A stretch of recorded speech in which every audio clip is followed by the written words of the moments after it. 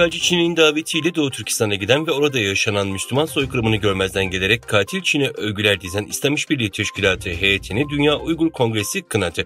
Diasporadaki Uygur Türklerinin temsilcilerinden olan Dünya Uygur Kongresi yayınladığı basın bildirisiyle İslam İşbirliği Teşkilatı heyetinin işgalci Çin gözetimindeki propaganda gezisini kınadı.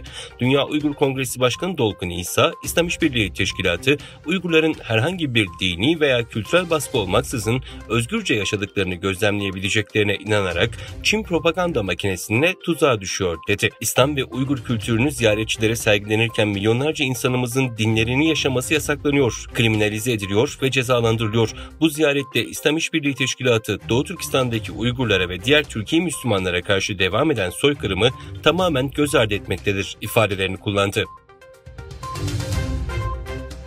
Çin'de bir bakanlık görevlisi ABD Merkezi İstihbarat Teşkilatı için casusluk yaptığı şüphesiyle gözaltına alındı. Devlet yetkilisinin hangi bakanlıkta çalıştığı ise belirtilmedi. Bakanlık açıklamasında bugün açıklanan dosyanın halen soruşturma altında olduğu belirtilerek dosyanın 39 yaşındaki Hao isimli bir kişiyle ilgili olduğu ve Hao'nun hangisi olduğu açıklanmayan bir bakanlıkta çalıştığı ifade edildi.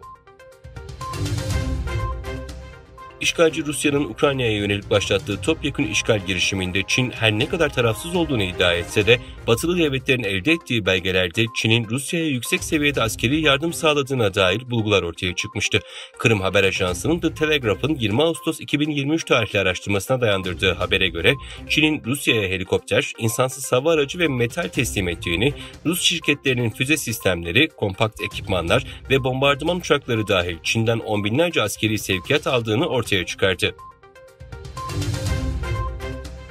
ABD ile Çin arasındaki casus balon krizinin ardından gerilim tırmanıyor. ABD'de 33 eyalette TikTok gibi Çin merkezli işletmelerin ve Çin vatandaşlarının askeri üslerin yakınında tarım arazisi ve mülk satın almasını yasaklamaya yönelik 81 yasa tasarısı sunuldu.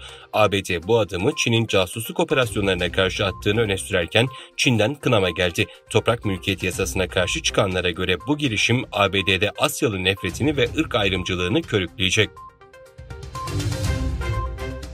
Çin Devlet Başkanı Xi Jinping, Güney Afrika'da düzenlenen BRICS İş Dünyası Forumu'nda Çin ekonomisini savunması beklenen konuşmasını gerçekleştirmedi. Kamuoyuyla paylaşılan forum takvimine göre Xi'nin Salı günü Güney Afrika lideriyle görüştükten sonra konuşmasını yapması bekleniyordu. Ancak yerine sahneye Ticaret Bakanı Wang Wentao çıktı. Xi'nin Çin ekonomisinin durumu hakkındaki konuşmasını yapmama kararı, ülkede enflasyonun hız kestiği, gayrimenkul sektörünün sorunlar yaşadığı ve kamu borçlarının tırmandığı bir döneme denk geldi. Myanmar'da ordunun sivillere yönelik katliamları nedeniyle binlerce Arakanlı Müslüman evlerini ve ülkelerini terk etmek zorunda kalmasının 6. yılında Arakanlı Müslümanlar evlerine dönmek istiyor. 25 Ağustos 2017'de Myanmar ordusu ve Budist milliyetçiler tarafından düzenlenen kitlesel şiddet eylemleriyle yüzlerce köy yok edildi. Söz konusu şiddet eylemleri Birleşmiş Milletler ve çeşitli uluslararası insan hakları örgütleri tarafından etnik temizlik şeklinde adlandırılırken 900 binden fazla Arakanlı Müslüman Bangladeş'e sığınmak zorunda kaldı.